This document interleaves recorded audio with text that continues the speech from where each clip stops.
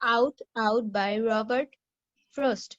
Hmm The barge saw snarled and rattled in the yard. মানে এখানে বাজটাকে বোঝাচ্ছে হচ্ছে এক ধরনের কোলাহল, অস্পষ্ট কোলাহল। saw, স্যার স্নার্লড মানে স্যার খেক খেক করা না এই টাইপের? মানে এটা এটা হলো কি তোমার বিভিন্ন গাইডে বিভিন্ন বইয়ে অর্থ বিভিন্ন রকম খেক খেক অর্থ করে বা বিভিন্ন। কটর মটর খটর মটর শব্দ করে এরকম একটা চলছে আর কি বাজ শটা স্যার তাহলে র্যাটেলড মানে কি স্যার? মানে খটর মটর খড়খড় শব্দ শব্দ করা করা। হ্যাঁ হ্যাঁ হ্যাঁ খড় করে যেমন এই যে ইয়া তুমি দেখতে পাও না ওই যে ইয়া যে কি বলে যে এই যে কাঠ যে কাটে মিলের ইয়েগুলো কেমন হয় হ্যাঁ হ্যাঁ কাঠ যখন পরে স্নার্ল কটর কটর মোটর মোটর একটা রেটেল টাইপের একটা মানে এগুলো হলো সাউন্ড ওয়ার্ড ঠিক আছে হ্যাঁ। ইন দ্য ইয়ার্ড মানে স্যার ইয়ার্ড মানে এখানে উঠানকে বোঝাচ্ছে।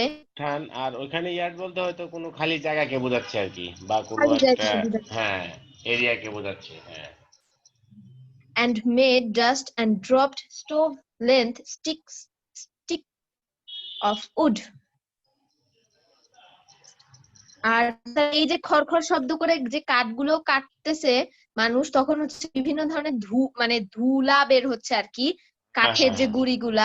and dropped stove length stick, হুম এবং মানে বাহিরের দেশে যারা হচ্ছে ওই যে স্টোভ লেন্থ ওদের যে ইয়েটা থাকে, আগুনের যে স্টোভটা থাকে হাত তাপানোর জন্য ঠান্ডায়, স্টোভ লেন্থের স্টিক গুলো যেগুলো ওই আকৃতির বিভিন্ন বাড়ির বিভিন্ন আকৃতির যে স্টিক গুলা, কারণ কাঠের থাকে এগুলা, এই কাঠগুলো খড়খড় শব্দ হচ্ছে, সাথে ধুলা পড়ে যাচ্ছে, আর একটা করে সাইজের কাঠ নিচে পড়ছে কেটে কেটে ঠিকভাবে।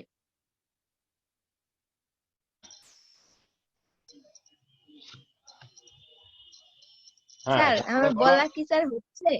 হ্যাঁ আচ্ছা ঠিক আছে বলো স্যার বলো হ্যাঁ বলা কি হচ্ছে?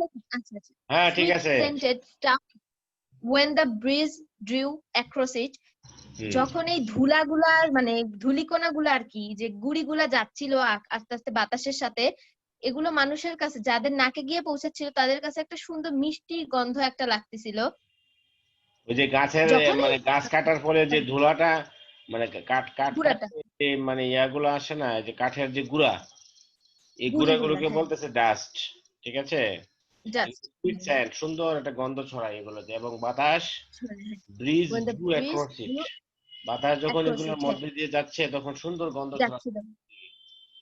এটা বলছে আর হুম কি হুম and from there those that lifted eyes could count. আচ্ছা, এবং ওইখান থেকে lifted eyes, those from there those that lifted eyes could count 5 mountain ranges one behind the one.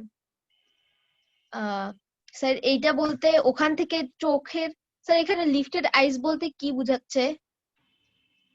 Sweet scented stuff when the breeze drew across হ্যাঁ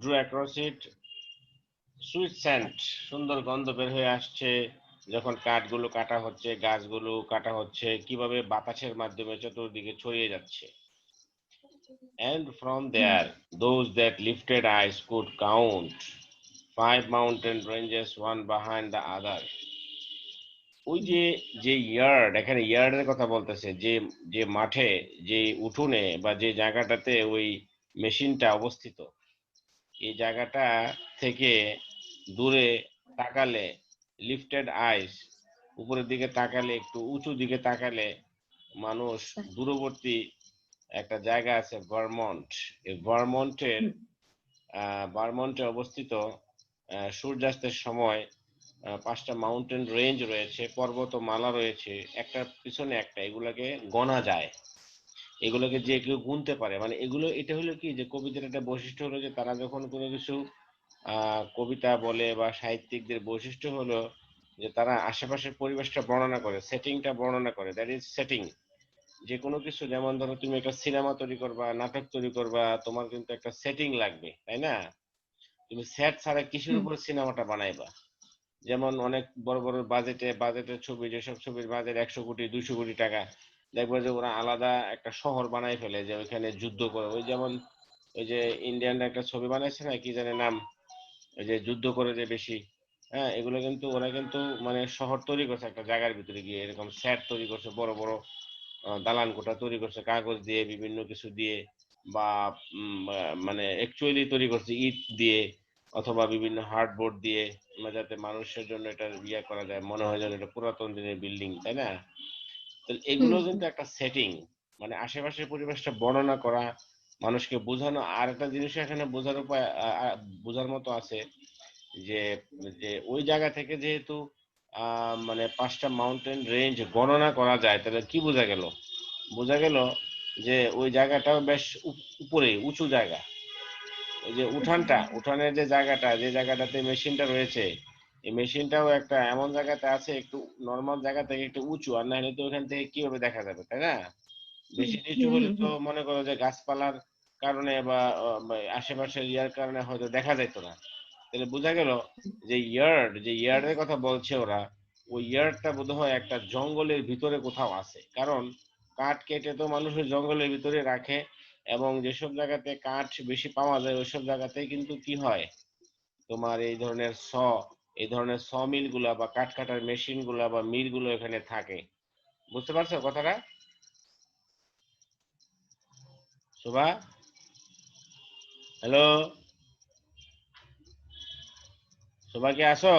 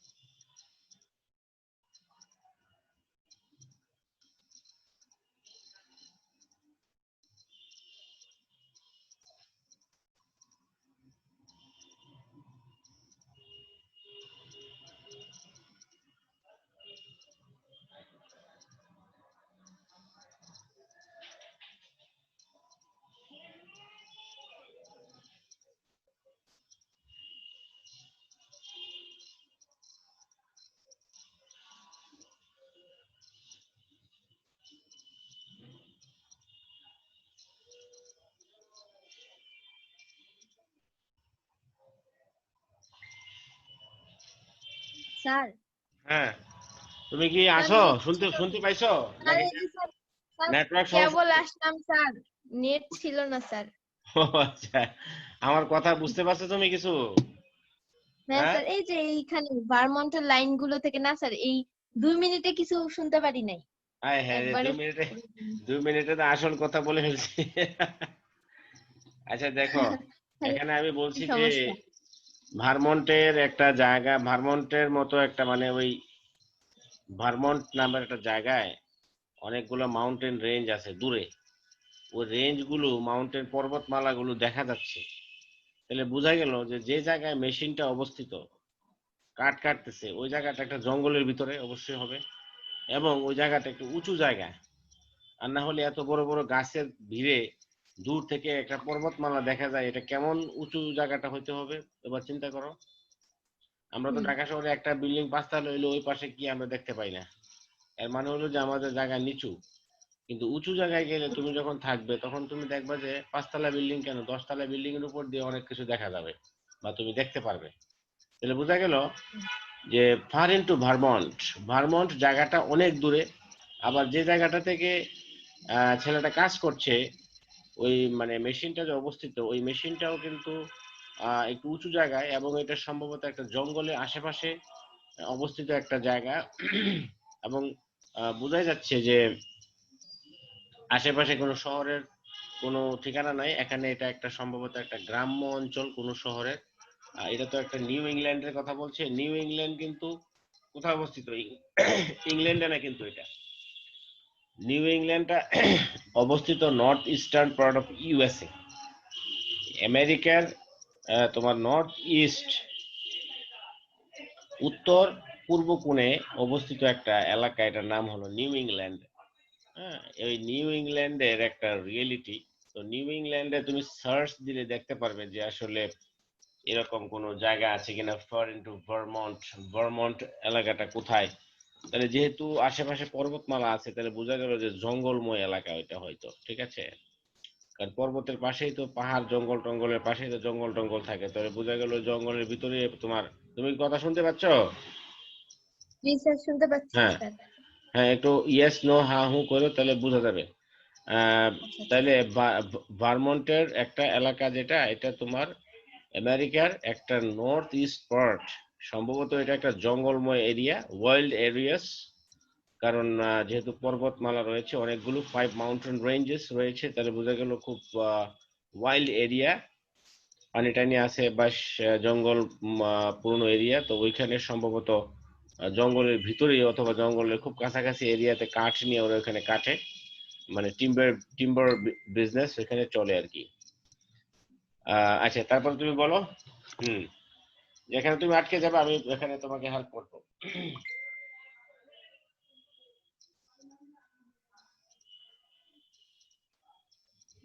Uh, and the saw snarl, হ্যাঁ। snarled and rattled, snarled and rattled.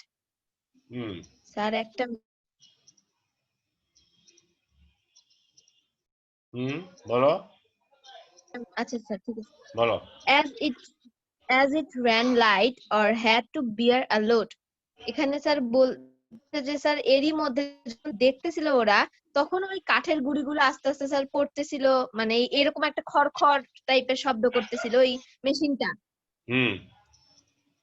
as it ran light or had to bear a load and nothing happened, day was all but done. আচ্ছা, হুম। যখন হচ্ছে কিনা sir, হ্যাঁ, বলো। Sir একটা minute sir. Sir এই লাইনটা দ্বারা কি বোঝাচ্ছে?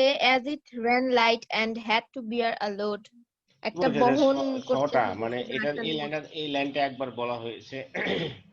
এই লাইনটা হ্যাঁ একবার হ্যাঁ বলা স্যার। হয়েছে প্রথমে, প্রথম লাইনটি এইটা, যে বাজ স্যার এই যে এই লাইন, বাজ মানে কি? বাজ as, মানে একটা শব্দ। বাজিং রাউন্ড বলে না, হ্যাঁ বাজার রাউন্ড। বাজ মানে একটা জিজি, একটা জুজু করে কন্টিনিউয়াস একটা একটা মানে একটা মানে হ্যাঁ বাজ মানে হলো যে continuous sound producing something machine. Okay. তো এই মেশিনটা তো খুব সম্ভবত খুব ভোর থেকে এটা কাজ শুরু করে, বা সকাল থেকে এই মেশিনটা তার কার্যক্রম শুরু হয়। তো বাজ ছটা চলতে চলতে তার মাঝে কটর মটর খটর খটর শব্দ হচ্ছে। এর মানে কি? এটা দ্বারা কবি বুঝাতে চাচ্ছেন যে মানুষের একটা এক্সপ্রেশন, মানুষ যেমন কাজ করলে পরিশ্রম হয়ে যায়, দিনের শেষে তার মাঝে একটা অবসাদগ্রস্ততা আসে।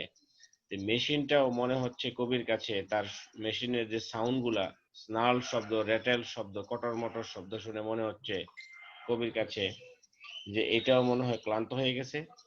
যার ফলে আবার এই কথাটা বলছে যে and the saw snarled and rattled, snarled and rattled। অর্থাৎ চতুর্দিকে পরিবেশটা কেমন?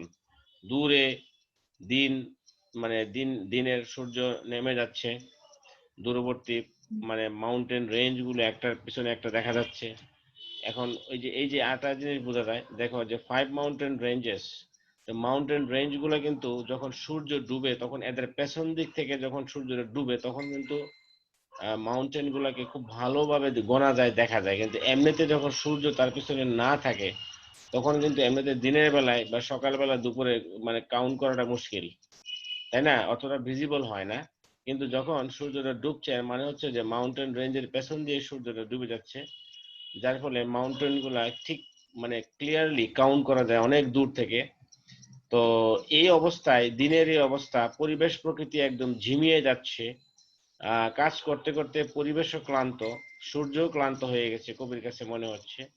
ঠিক সেই মুহূর্তে এই মেশিনটাও কিন্তু ক্লান্ত। এই জন্যই বারবার বলছেন কবি, Das so snarled and rattled and snarled and rattled, খটর মটর কটর কটর, খটর মটর কটর কটর শব্দ করে চলছেই চলছে, তার মাঝে বিরতির আর নাই। সে খুব ক্লান্ত। as it ran light or had to bear a load, এটা মনে হচ্ছে যেন মানুষ যেমন খুব তাড়াতাড়ি কাজ করে কেন, মনে হয় যেন একটু পাতলা হওয়ার জন্য, মনে হয় যেন মেশিনটা একটু পাতলা হতে চাচ্ছে, অথবা মনে হয় যেন পাতলা হয়ে সে আরো বেশি লোড নিতে চাচ্ছে। আমরা মানুষ, আমরা যখন কাজ করি, তুমি কি শুনতে পাচ্ছ? জি স্যার, শুনতে পাচ্ছি। হ্যাঁ, মানুষ যখন আমরা কাজ করি, আমরা তাড়াহুড়া করি দুই কারণে। হয়তো একটা কারণ হতে পারে যে আমি আর কাজ করতে চাচ্ছি না, তাড়াতাড়ি শেষ করে দিব, ওকে, একটা। আর একটা কারণ হতে পারে যে হ্যাঁ, আমি তাড়াতাড়ি কাজ করছি মানে কি আরো হয়তো আরো কাজ করবো, এই জন্য তাড়াতাড়ি করছি আমি। দুই কারণে মানুষ তাড়াহুড়া করে, যে হয়তো সে আর কাজ করবে না, বিরক্ত লাগছে, ক্লান্ত, সে ছেড়ে দিবে, হ্যাঁ, আর কাজ করবে না। আর একটা হতে পারে যে না, তার মানে খুব তাড়াতাড়ি করছে এই কারণে যে তার হয়তো সামনে আরো অনেক কাজ পড়ে আছে, এগুলো তাকে করতে হবে, তাকে লোডটা আরো নিতে হবে, সে আর লোড নিতে চায়। ঠিক আছে? এই যে এখানে কিন্তু অল্প কয়েকটা শব্দ কিন্তু অনেক কিছু বুঝার আছে, বুঝছো? হ্যাঁ স্যার। হ্যাঁ বলো, এরপরটা বলো। and and হ্যাঁ। nothing happened, hmm. it was all but done. হুম। মানে এমন কিছুই হলো না, মানে দিনটা ভালো ছিল আর কি। হ্যাঁ। বলা হচ্ছে এখানে যে দিনটা ভালো ছিল, সকাল থেকে বিকাল পর্যন্ত আর কি ভালোই গেছে। Call it a day, I wish they might have said, যে না দিনটা ভালোই গেছে, আমরা এটাকে একটা ভালো দিনই বলবো। হুম। I wish হ্যাঁ। they might have said, আচ্ছা, যে সবাইটাকে আর কি মানে ভালো দিনই আর কি বলবে এই টাইপের, দিনটা নাথিং তাদের হ্যাপেন্ড, ইয়েতে ভালোই গেছে। নাথিং হ্যাপেন্ড, হ্যাঁ, ডে ওয়াজ অল বাট ডান। কোনো কিছু but খারাপ ঘটেনি, দিনটা প্রায় ভালোভাবে শেষ শেষ। হচ্ছিল। কোয়ালিটি ডে, এটাকে একটা ভালো একটা দিন বলা যেত, যেত। I wish they might have said, এমনটা যদি সবাই বলতে পারতো। এরপরে বলো। To please the boy by giving him the half hour that a boy counts so much when saved from work. আচ্ছা, হুম। এই যে মানে যে ছেলেটা আর কি এই দায়িত্বটা মানে দেখাশোনা করতেছে এই কাঠগুলাকে বা কাজই করতেছে, হুম। এই এই ছেলেটাকে যদি এই কাজের মানে পরে আর কি বা কাজের মাঝে যদি আধাটা ঘন্টা দেওয়া যেত, তাহলে মানে অনেক খুশি হতো আর কি, মানে খুশি হ্যাঁ। মনে দেওয়া যেত। কিন্তু হুম। তাকে দেওয়াও যাচ্ছে না, কারণ সে কাজ ছেড়ে দিলে মানে টাকাটাই তো তার কম ইয়ে হচ্ছে, বা মালিকও তাকে কম মানে কম কাজ করতে মানে বেশি কাজ করাতে চাচ্ছে ছোট একটা ছেলেকে দ্বারা। হ্যাঁ, আচ্ছা, মানে দেখ। এটা হলো বিষয়টা এরকম যে I wish they might have said to please the boy by giving him the half hour, যে দিনটা খুব ভালোই ভাবে কাটা দরকার ছিল বা কাটতে যাচ্ছিল, এবং ছেলেটাকে আধা ঘন্টা আগে ছুটি দিলে দেওয়া যাইতো, বা to please the boy by giving him the half hour আগে যদি তাকে ছুটি দেয়, তাহলে কিন্তু সে খুব খুশি হয় ছেলেটা। টাকা দিল না, হুম, তোমাকে আমি টাকা দিলাম না, কিন্তু তোমাকে আমি কি করলাম, আধা ঘন্টা আগে কাজ থেকে ছেড়ে দিলাম, এটা কিন্তু তোমার জন্য অনেক হুম, পাওয়া। That a boy counts so much when save from work, তুমি এর মনটা খুশি করতে পারবে যে দেখো তুমি 12 ঘন্টা কাজ করার কথা, আমি কিন্তু তোমাকে 11.5 ঘন্টা কাজ করাইয়া 12 ঘন্টার পয়সা দিছি, আমি কিন্তু তোমার উপর দয়া করছি, বুঝছো? মানে কতটা নির্দয়, মানে সে এই যে কথাটা যা কি বোঝা যাচ্ছে, চাইল্ড লেবার, বুঝতে পারছো কথাটা? হুম, কথাটা অ্যানালাইসিস করো, তুমি চিন্তা করো, কবি যারা সাহিত্যিক এরা কিন্তু অল্প কথা দিয়ে অনেক কিছু বোঝাচ্ছে।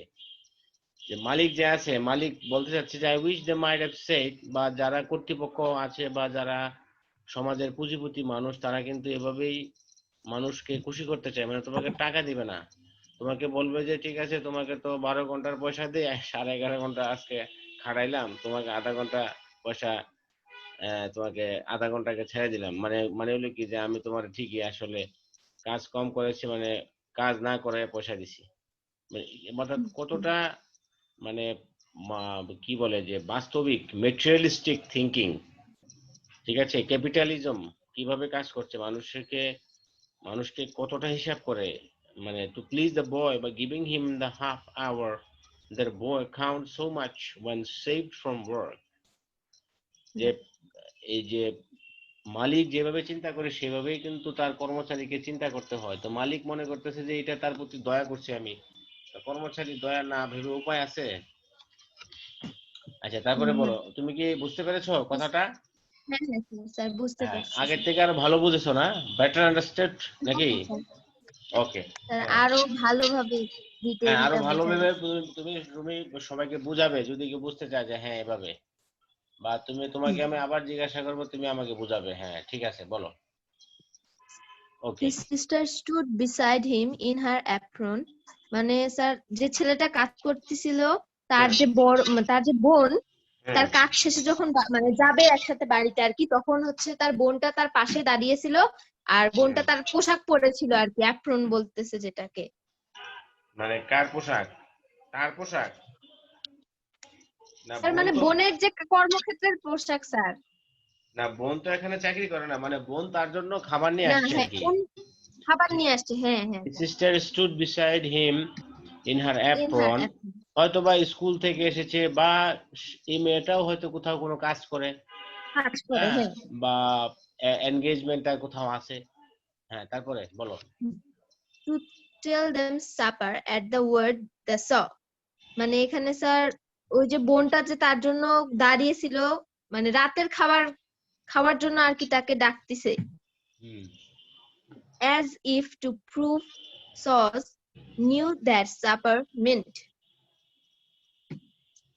হুম আচ্ছা, as if to prove এটা Sauce চিন্তা knew করো। that supper meant। আমি হ্যাঁ একটা হ্যাঁ কল স্যার আসছে। বল। হ্যাঁ হ্যাঁ, তুমি বলো। হ্যাঁ আচ্ছা স্যার। আচ্ছা স্যার, ঠিক আছে।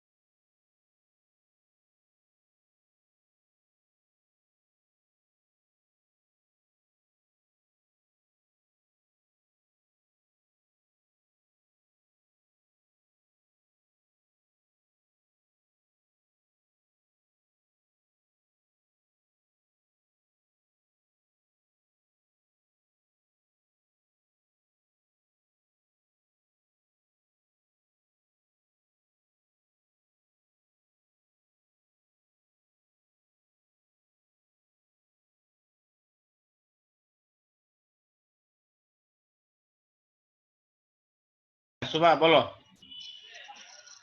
আচ্ছা স্যার বলছি।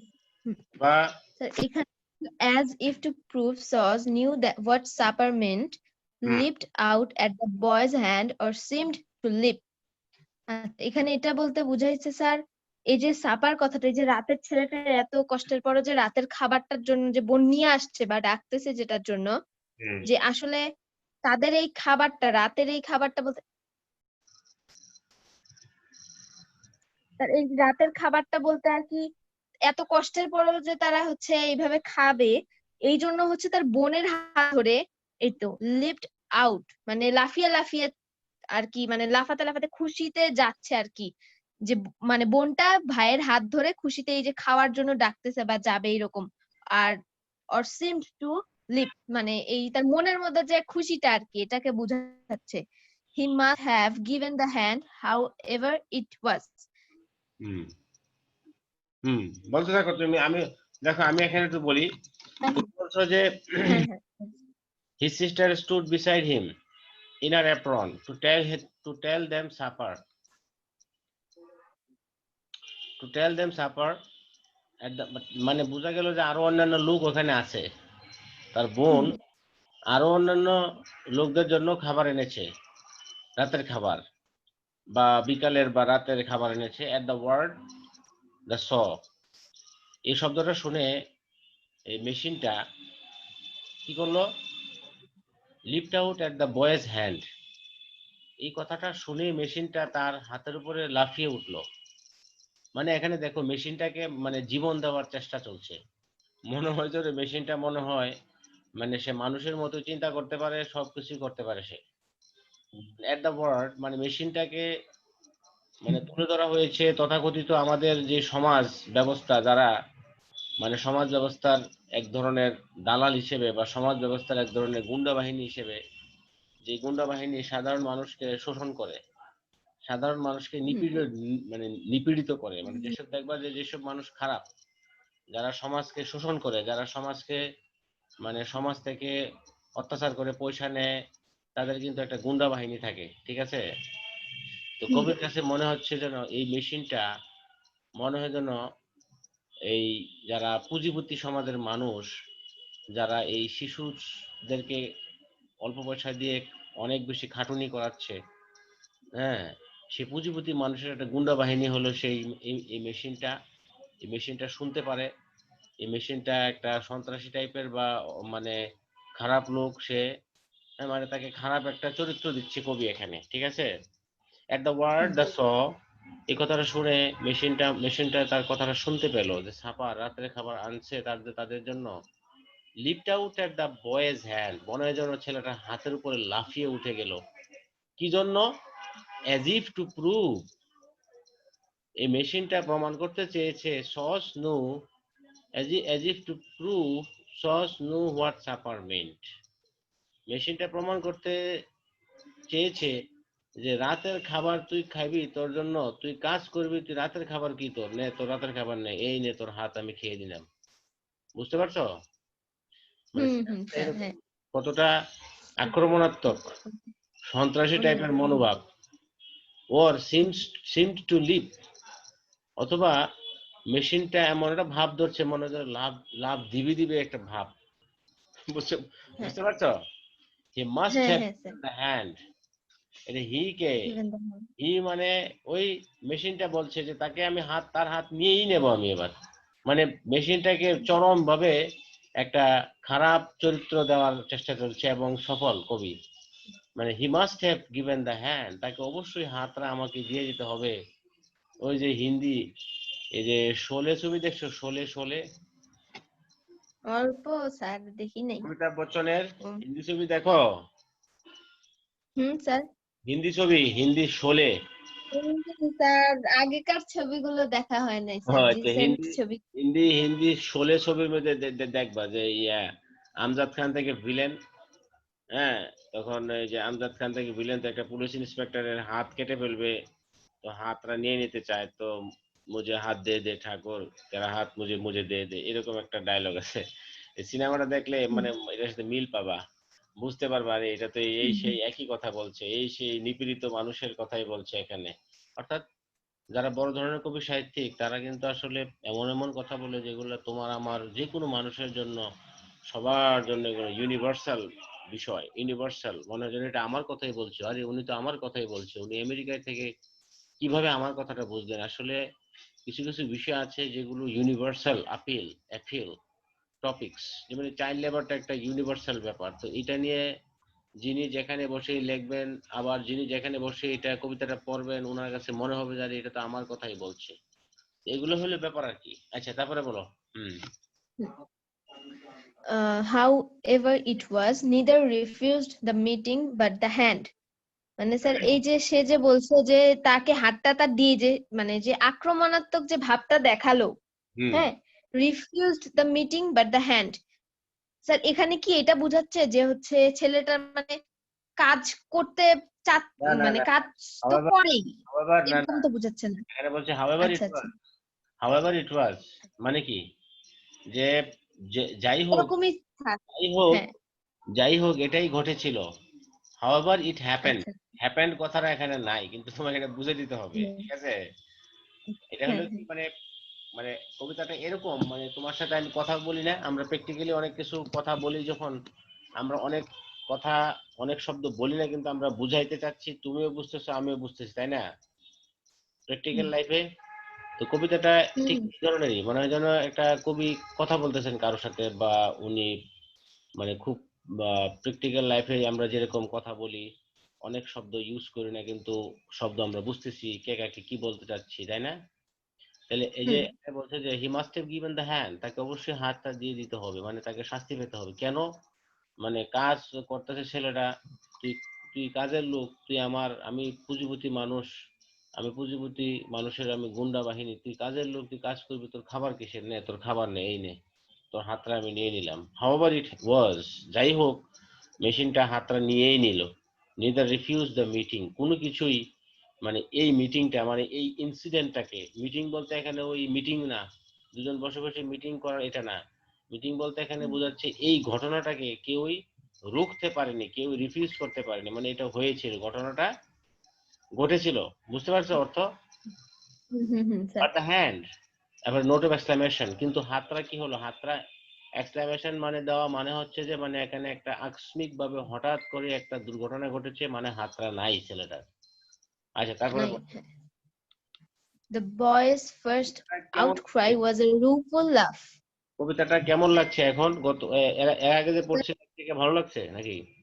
আগের দিন যতটুকু না মানে বুঝা গেছে, আজকে আরো অনেক ভালোভাবে বুঝা গেছে। হ্যাঁ, এই যে এখানে মানে প্রত্যেকটা, কবিতাটার মানে অনেক সুন্দর, হ্যাঁ হ্যাঁ, কবিতাটা খুবই সুন্দর, এখানে প্রত্যেকটা খুবই সুন্দর। শব্দ, প্রত্যেকটা শব্দ তার মিনিং আছে, প্রত্যেকটা শব্দের সাথে মানে কি বলবো, জীবন ঘনিষ্ঠ সম্পর্ক আছে, এগুলো বিশ্লেষণ করে পড়লে অনেক মজা, ঠিক আছে? Hmm he must have given the hmm hand, এই যে দেখো এই কথাটা দেখো, he must have given the hand, আবার দেখো বাট দ্য হ্যান্ড, মানে কি, মানে হাতটা আসলে নেই, হাতটা চলে গেছে, হাতটা নিয়ে গেছে এই গুন্ডারা, এই সন্ত্রাসী, এই গুন্ডা পুঁজিপতি সমাজের, এই চাইল্ড লেবারের এই শিশুর হাত নিয়ে যাচ্ছে, মানে কি এটা বোঝাচ্ছে যে এই যে আমাদের সমাজের যারা পুঁজিপতি মানুষ, ধনী মানুষ, তারা এই যে ছোট ছোট শিশুদের হাতগুলা খেয়ে নিচ্ছে, হাতগুলা কেটে ফেলছে, তাদের লোভের কারণে, তাদের এই মানে অতি লোভের কারণে সমাজের মানুষ,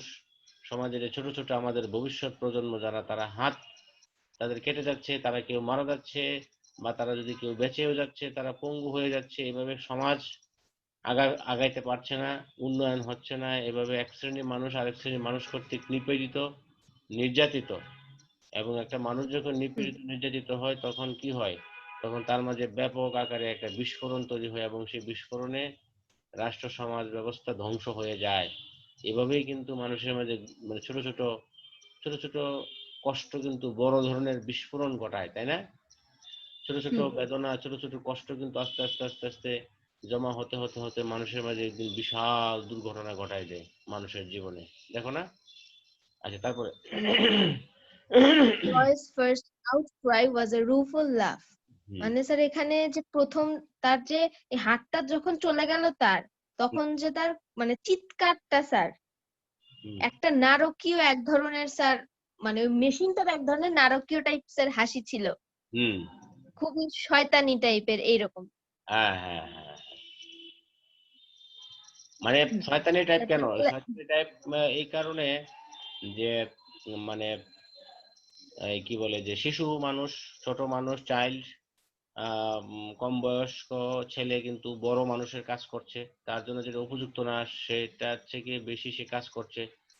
তো এখন তার যে হাত চলে গেল, তার সে হাত চলে যাওয়াতে কবির কাছে মনে হচ্ছে যে এটা এক ধরনের হাসির মতো, মানে পুঁজিপতি সমাজগুলো তাদের গুন্ডা বাহিনী লেলিয়ে দিয়ে তার সাথে তামাশা করছে, তার এই হুম অর্থাৎ ওই মেশিনের যে হাসিটা আছে না, মেশিনকে জীবন্ত, এই হাসিটা কিন্তু আসলে তার হাসিটা দিচ্ছে, মানে কথা বলতেছে না, মূলত এখানে তার আউটক্রাইটার কথা বলতেছে, তার তার চিৎকারটা, ফার্স্ট আউটক্রাই, সে প্রথমে একটা চিৎকার দিল, তবে সে চিৎকারটা, তার চিৎকার, সে চিৎকার দিয়েছে, কিন্তু এই চিৎকারের মাধ্যমে, সে চিৎকার দিলে আবার সে হাসবে কেন? হাসার তো কথা না, তাই না? তো নারকীয় হুম হাসিটা, ওই মেশিনের যে নারকীয় হাসিটা, এই মেশিনের নারকীয় হাসিটা তার কথার মাধ্যমে প্রকাশ পাচ্ছে। মনে হয় যেন মেশিনটা তার উপরে, মানে মানুষের উপরে জিন ভূত আসর করে না? হ্যাঁ, হ্যাঁ মানুষের উপরে জিন ভূত আসর করলে কি হয়, যে তুমি যেভাবে চাচ্ছ তুমি কিন্তু তা করতে পারছো, তুমি হয়তো কান্না করতেছো কিন্তু ও চাচ্ছে যে তুমি হাসো, তুমি হো হো করে হাসতেছো। যেহেতু তোমার উপরে সে ভর করেছে। তো এখন বিষয়টা এরকম হয়ে গেছে যে মেশিনটা তার উপরে ভর করেছে জিন ভূতের মতো, এই জন্য সে তো হাসি দেওয়ার কথা না, রূপও নারকীয় হাসি সে দিবে কেন? এই যে প্রশ্ন আসে না তোমার মনে? এই যে হ্যাঁ এইভাবে হ্যাঁ প্রশ্ন স্যার করলে কিন্তু আর ভালো বুঝতে পারবা। তো নারকীয় হাসিটা কিন্তু অ্যাকচুয়ালি মেশিনটাই দিয়েছে। তো মেশিনটা মেশিনটার যেই এক্সপ্রেশনটা, এটা তার হাসির মাধ্যমে প্রকাশ করতে চেয়েছেন কবি, এবং বুঝাতে চেয়েছেন যে দেখো এই সমাজের এই গুন্ডা বাহিনীগুলো, তারা কিভাবে মানুষের উপরে প্রভাব বিস্তার করে, যে সে নিজের মতো হাসতেও পারে না, তার হাসিটা সে তোমার মতে হাসতে হবে। তার হাতটা হুম চলে গেছে, সে কাঁদবে কোথায়, সে রুফুল লাফ দিচ্ছে, মানে নারকীয় হাসি, মানে মেশিনটা মনে হয় যেন প্রতিশোধ নিয়ে নিচ্ছে, হু হা হা তোমার হাত কেটে ফেলেছি, এরকম একটা ব্যাপার আর কি। ঠিক আছে। তারপর as he swung toward them holding up the hand এটা মানে স্যার হচ্ছে as he swung মানে হচ্ছে স্যার আন্দোলিত যেটা মানে অন্যান্য লোক toward ছিল, them অন্যান্য আশেপাশের লোক ছিল না, তার সাথে কাজ করছিল না, এজ এ সোয়াং, সোয়াং মানে, মানে কি, সুইং, সোয়াং, সোয়াং, সোয়াং, সুইং স্যার মানে দোলানো। তা হাতটা যখন দোলানো গেল, হ্যাঁ হাতটা যখন মেশিনে আটকে গেল, সে যখন টান দিল, হাতটা তো কেটে গেল, বা হয়তো কিছুটা লেগেছিল, চামড়া টামড়া বা কিছু অংশ।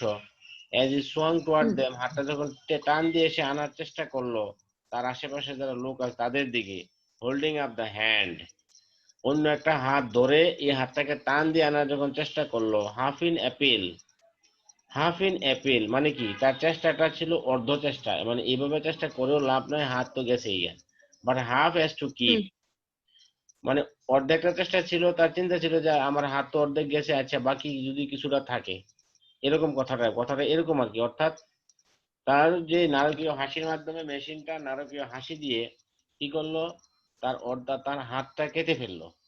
তো এই ছেলেটা মানে টান দিয়ে হাতটা, অন্য একটা আরেকটা, একটা হাত দিয়ে আরেকটা হাতকে ধরে টান দিয়ে আনার চেষ্টা করছিল।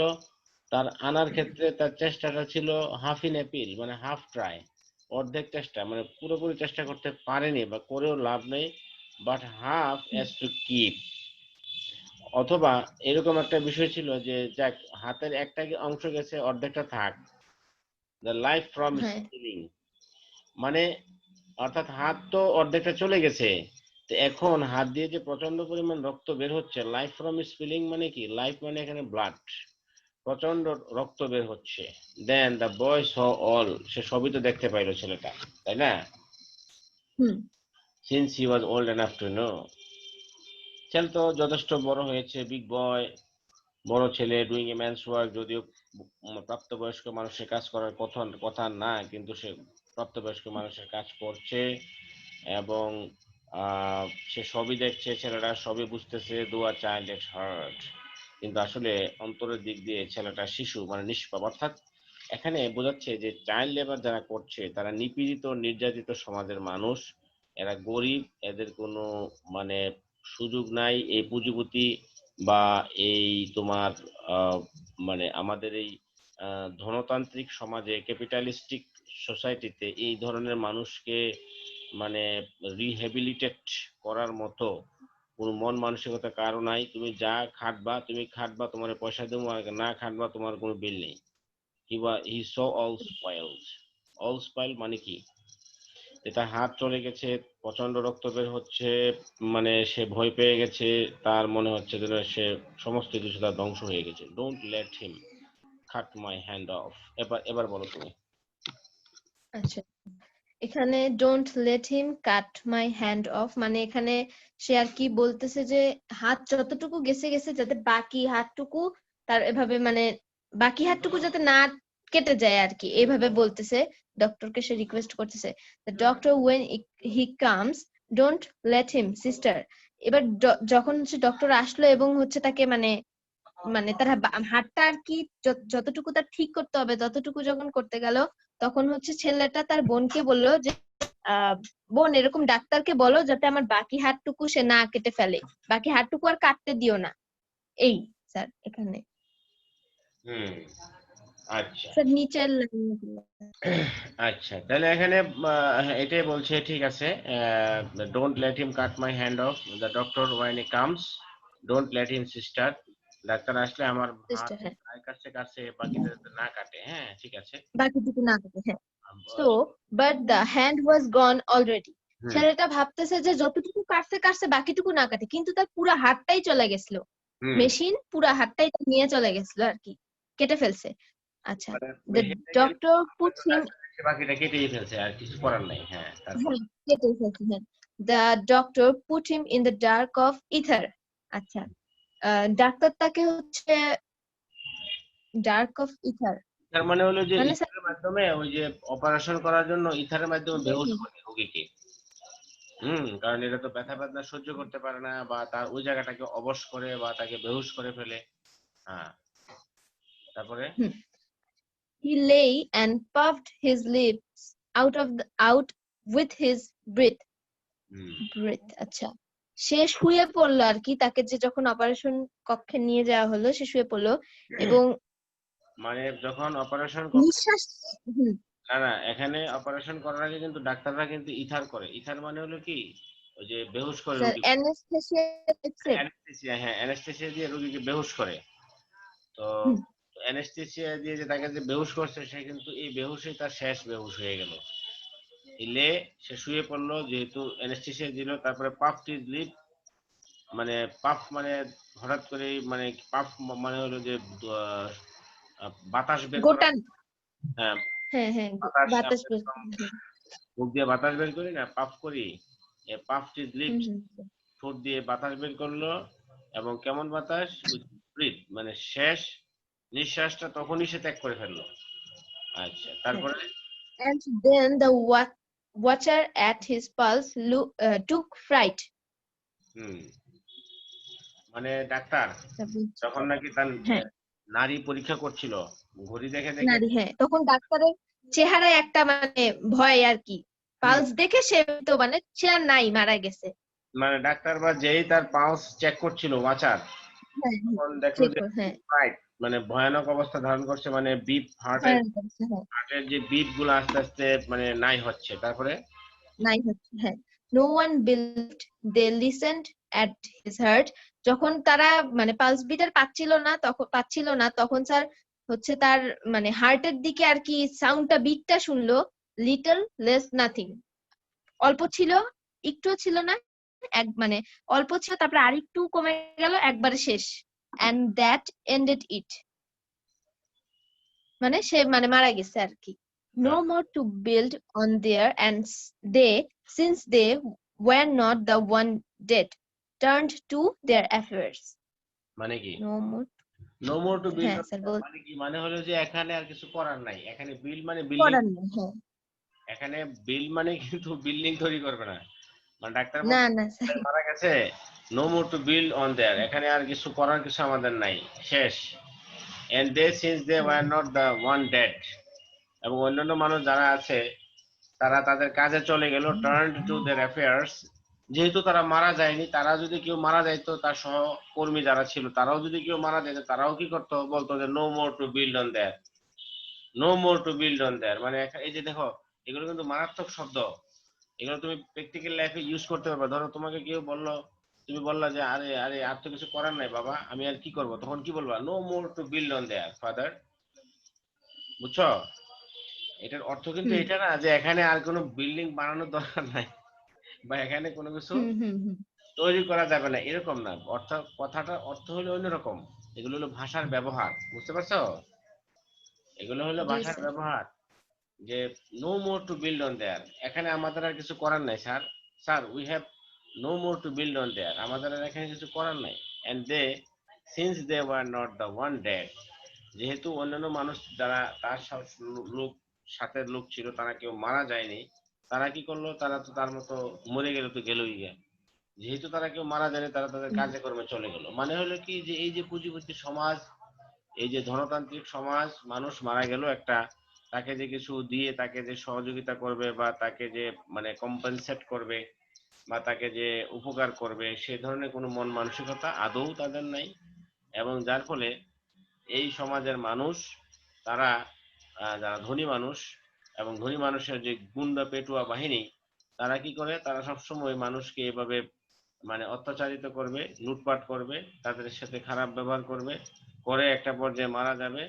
এবং দেখো এখানে কিন্তু ডাক্তার কিন্তু কোনো ধরনের কোনো ভালো চিকিৎসাও করে না, এরকম না, তাই না? কিন্তু এভাবে সাধারণ মানুষের মৃত্যুটা এভাবেই ঘটে এবং তার অধিকার বঞ্চিত হয়। এবং এটার মাধ্যমে সামাজিক একটা রূঢ় বাস্তবতা, এই চাইল্ড লেবার কিন্তু আজকের বিষয় না, এটা বহু আগের বিষয় এবং এটা চলছে এখনো, তাই না? বিশ্বব্যাপী চলছে। আচ্ছা এখানে কি বলছে, এই যে কোয়েশ্চেন গুলো দেখো, এখানে কোয়েশ্চেন গুলো দেখো যে what happens to the boy at the end, why? আচ্ছা, what does the poet mean when he says and they, since they were not the one that turned to the affairs, who are they? Acha, what attitude of a society to the tragic incident is reflected in the last two lines of the poem? Poets use irony as a literary technique to convey a meaning or attitude which differs from or is opposed to the literal meaning. Find out how Frost employs irony in line 14 to 18 and to what effect. আচ্ছা 14 to 18 এটা কোথায়? 14 to 18 এ নাকি উনি irony ব্যবহার করেছে। আচ্ছা, to tell them supper at the word, irony মানে কি বুঝাও, আইরনি? হ্যালো, আসো তোবা।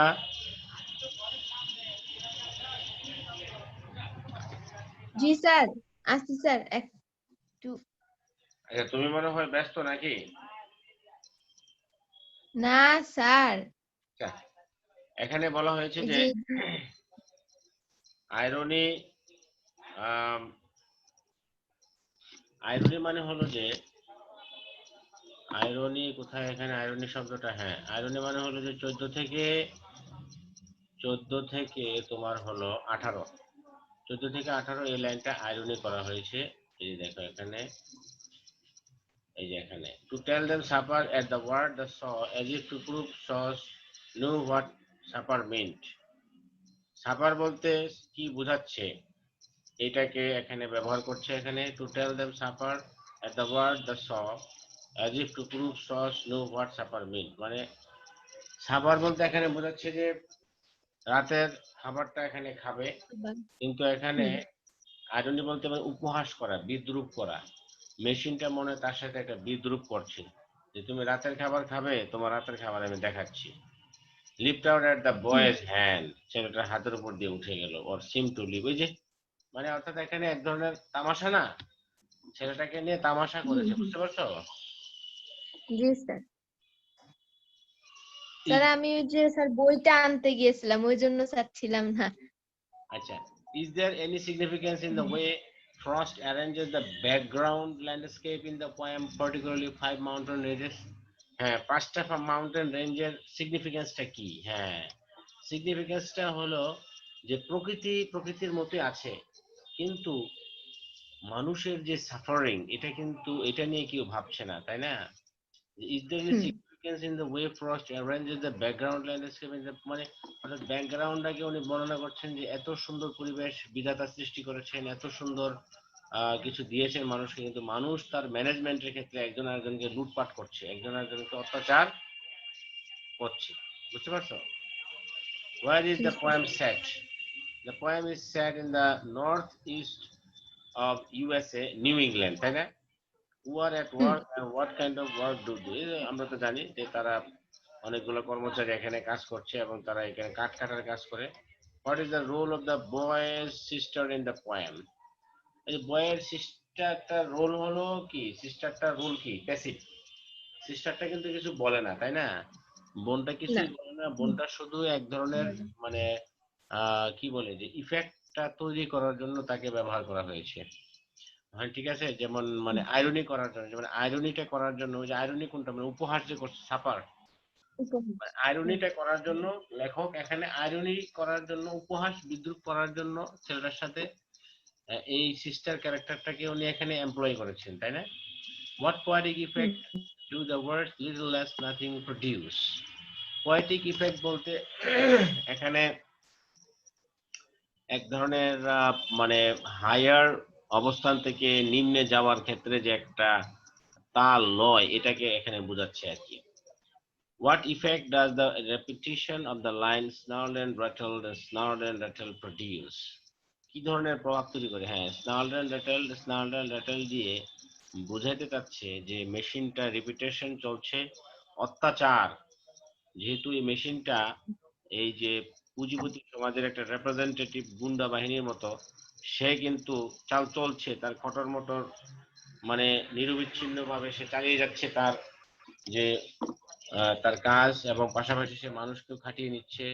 সে তার উস্তাদের বসের কথা শুনছে, যুগের চাহিদার কথা শুনছে, কিন্তু তার মাঝে কোনো বিবেক বিবেচনা নাই।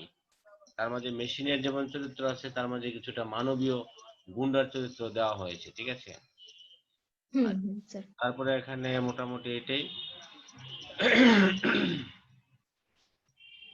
তারপরে what happens to the boy at the end, why? এই ছেলেটা কি হলো? ছেলেটা শেষ পর্যন্ত মারা গেছে, আর কি হবে? এখানে কিছু তো হওয়ার কথা না।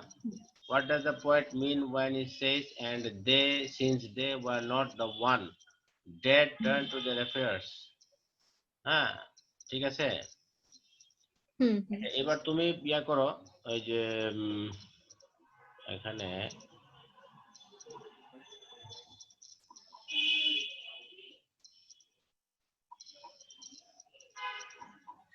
এটা কি, এটাও একটা সুন্দর ইয়ে। আজকে আর দেখবা নাকি এটা এখানে এটা? এখানে থাক স্যার আজকে। ঠিক আছে, ওকে। তাহলে কালকে তুমি এখানে আমাকে কখন জানাইবা, সকালে নাকি? হ্যাঁ স্যার, স্যার আমি এখনই ফোন দিয়ে শুনে আমি জানাবো। আচ্ছা, আমাকে জানাও। হ্যাঁ ঠিক আছে, ওকে, তো রেখে দিচ্ছি। আচ্ছা আচ্ছা। হ্যাঁ, হ্যাঁ স্যার, আল্লাহ হাফেজ।